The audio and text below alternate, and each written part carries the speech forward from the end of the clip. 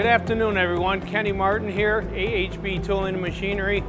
I'd like to go over the WDM 4-roll plate roll. The one behind me here does 5/8 thick by 8 foot wide mild steel.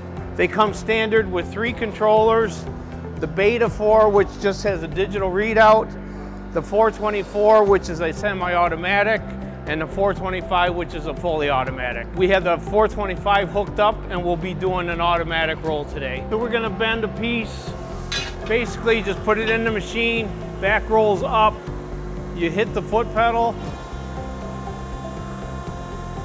pinches the part, bring it out to center, far roll's going down, this roll will come up to do pre-bend. It will pre-bend its rated capacity. Roll through, pre-bend's done, near roll comes down, far roll goes up, it'll complete the process.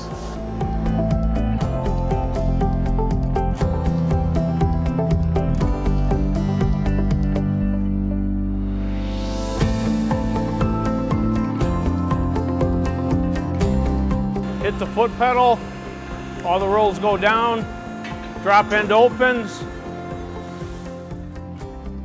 and here's our part.